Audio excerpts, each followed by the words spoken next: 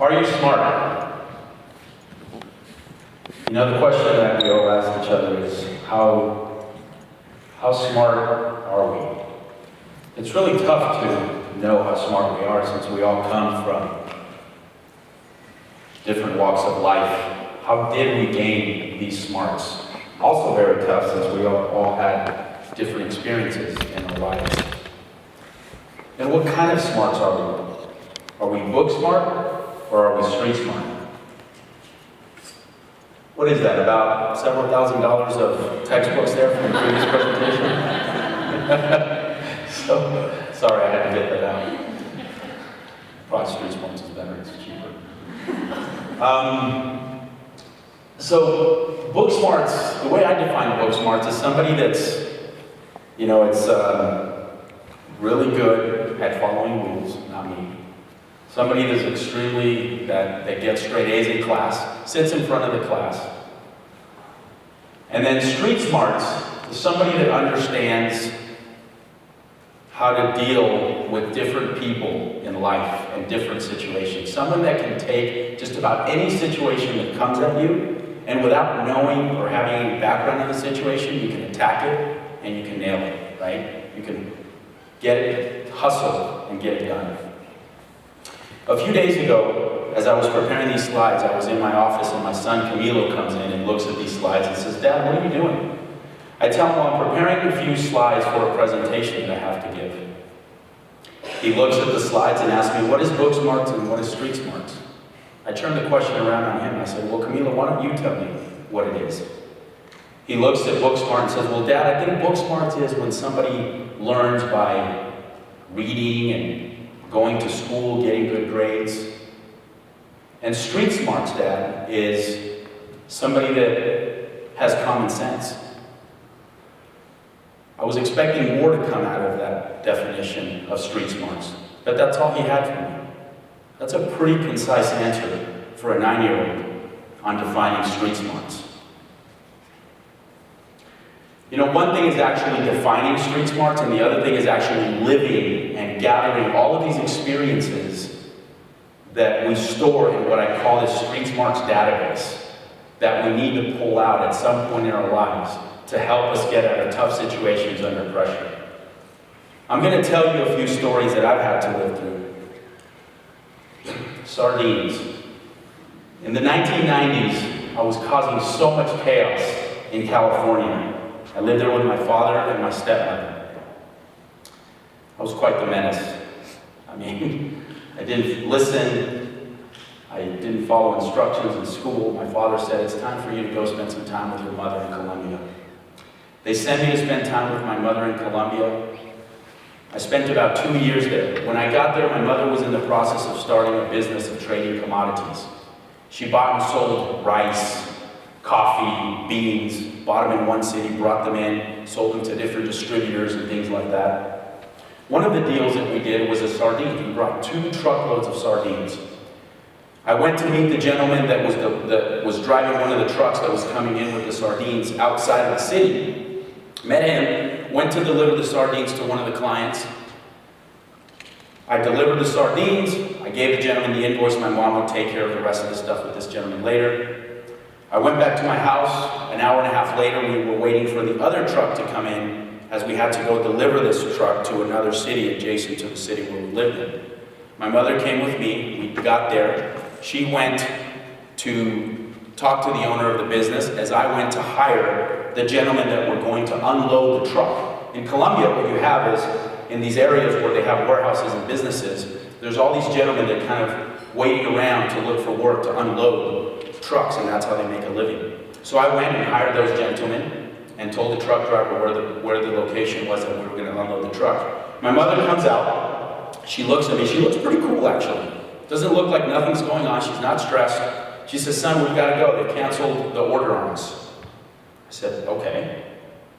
She looks pretty relaxed about it. I'd be under a lot of pressure.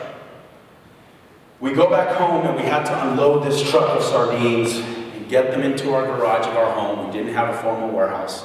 We stacked the boxes up to the ceiling and even had half of our living room stacked with boxes of sardines. We were literally living with sardines. I approached my mom and I said, Mother, you look pretty, you didn't look like you had a lot of pressure when you were I mean, I would have been freaked out. I mean, somebody just canceled an order. Mind you, when you trade in commodities, you've got a large amount of capital to make a very small amount of margin. So if you lose a deal and you're trading commodities, I mean, you can go bankrupt. And that's exactly the situation that was going on here. I asked my mother, and she said she looked at the garage full of sardines, and she said, "Son," said, "I'm under a lot of pressure. Those sardines there is our entire working capital. If I can't sell that product, which has an expiration date,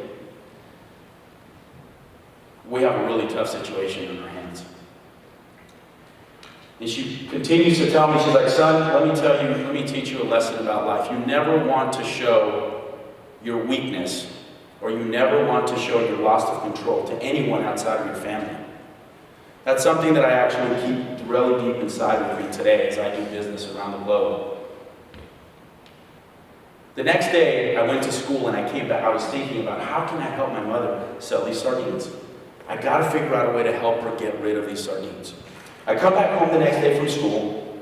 I go up to her desk and I say, "Mom, I've got an idea. I want to take the sardines, load them into the back of your vehicle, and go sell them at the adjacent towns, door to door at these small businesses. I think that we can accomplish that."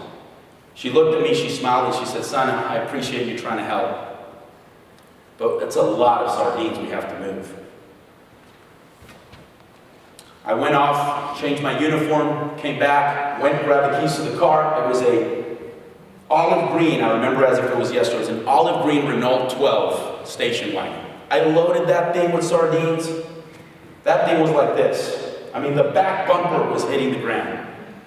I got as much sardines as I could in that thing.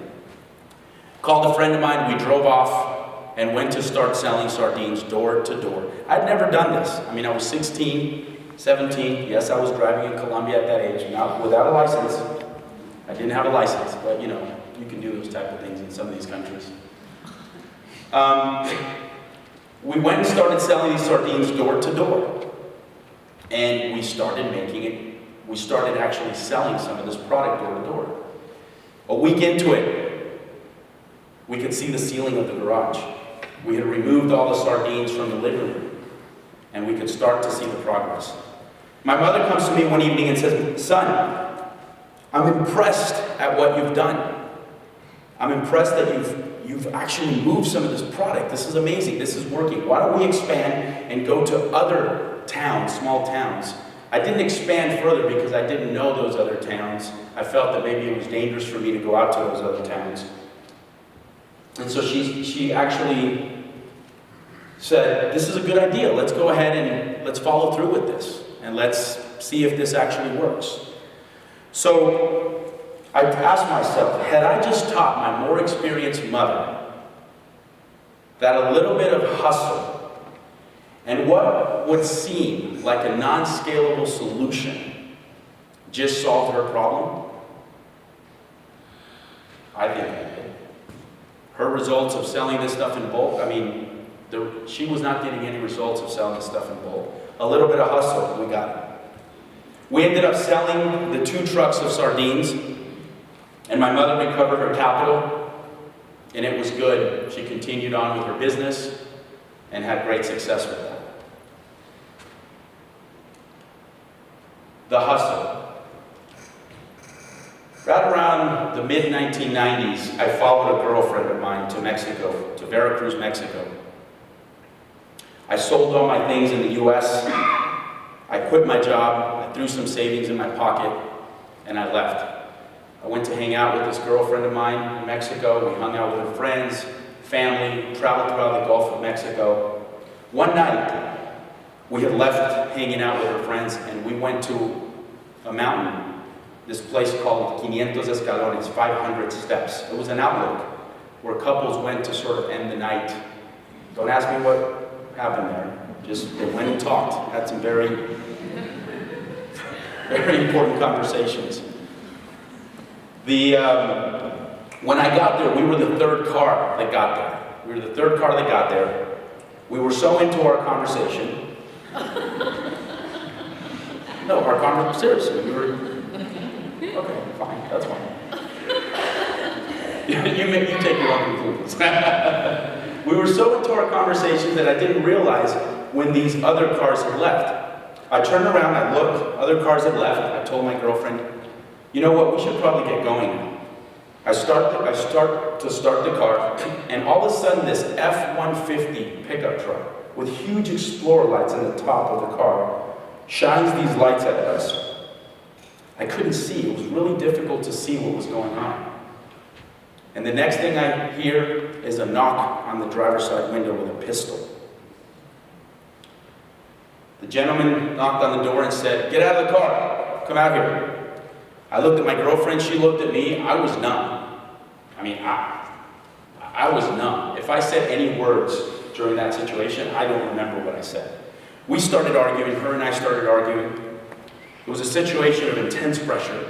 I didn't know what to do. I'd never been in that situation. I've been living in the U.S. all my life. Yeah, I gained, some experience living in Colombia and learned a little things here and there about the street, but I was like, oh my God, I'm in a really deep shit. So I tell my girlfriend, I said, listen, relax, I'm gonna get out of the car, I'm gonna go handle the situation, you get into this driver's seat, you lock the door, and if anything happens to me, you just go. Don't worry about me, you just go. I got out of the car, I approached the gentleman's car. There was two guys that had guns on the side of in their belts, like I do this little device here. It was actually two federale police officers that were dressed in civilians' clothes. Back in the days, and now they force them to actually wear their uniforms. Back in the days, they wear civilians' clothes and cause all the chaos they wanted. One of the guys asked me to come to the driver's side. He said, "Come over to the driver's side, son." I go over to the driver's side, I said, "How you doing?" He says, "Where are you from?" I said, "I'm from here." He said, "Don't lie, you're not from here." I said, "No, I am from here." He's like, "Don't lie, don't bullshit me, you're not from here." And he's holding his gun like this. I'm freaked out. I'm like, oh my God, what the hell's gonna happen here? The guy looks at me and says, "I'm asking where you're from, what country you're from." I said, "Well, I'm from Colombia." "Oh, you're from Colombia, huh? What are you doing in these parts of Mexico?" I said, "Well, I'm here visiting my girlfriend." I had known, by living in Colombia as a teenager, you hear about all the things, all the conflicts that were going on with the drug trade and the relationships with Colombia and Mexico and all of that ruckus that was going on with the drug trade. Don't ask me how I did what I did, or how I got this, everything that I'm about to share with you out. I mean, it was survival mode. I had to survive. I felt like I was going to get killed in this situation. I told the guy, I said, "Yes, I'm from Colombia."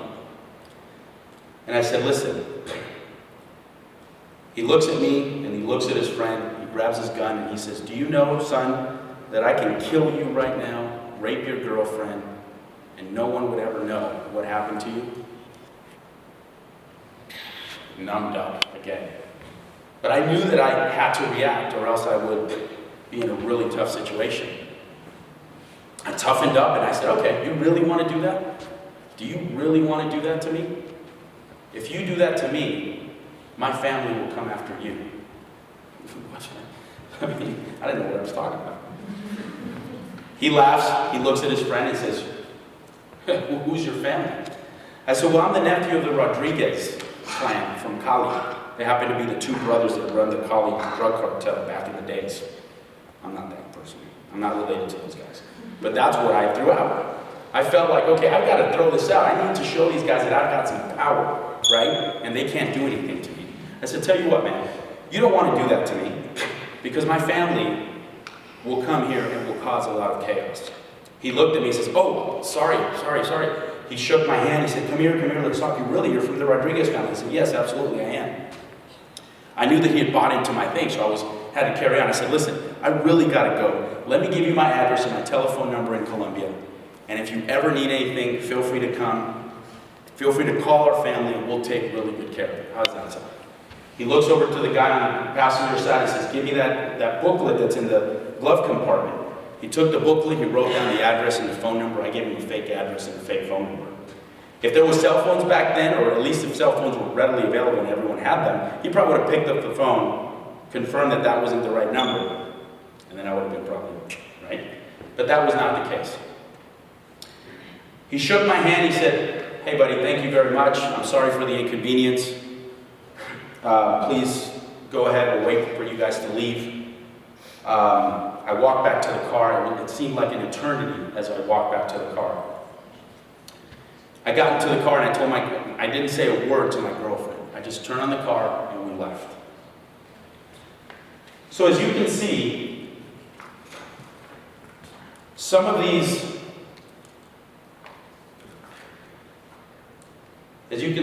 some of the stories that I've told you here today are very unique experiences that we all face in life. These are some of the ones that I faced in my life.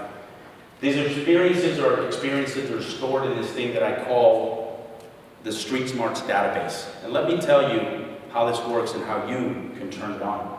This is us, and this is a processor, right? I'm in technology, so I think of everything from a technology diagram type of thing. And the processor is everything that surrounds us, essentially, right? We have situations. Some of the situations that I just went through, these are the situations that we encounter in life. And we treat these as inputs into this processor. We have things like perception. So when we get this input, we have things like perception. So we have, obviously the ability to see, hear, and identify those things. Frame. We frame those situations that we encounter. And emotions, we apply emotions to them. Depending on the situation, you apply an emotion of anger, an anger emotion, or a peaceful emotion. Then we take the position of what it is that we're going to do with all of this that we're processing, right? Lastly, we tap into this database of street smarts that we all have. We all have this. I want to make you aware that we all have these database of street smarts. And what this is that this is your history. Right? This is your personal history of everything that you've gone through in your life is stored here. Every experience. We generate an output for that, and that basically results in our behavior or the action. This right here, and these stories that I told you about, particularly the one in Mexico, this all happened organically. You all have this, so don't be afraid to turn it on. You just need to be aware that you have this, that you have the Street Smarts database. I leave you with this quote: "Pressure causes expansion. Expand the mold and think bigger about who you are." Thank you.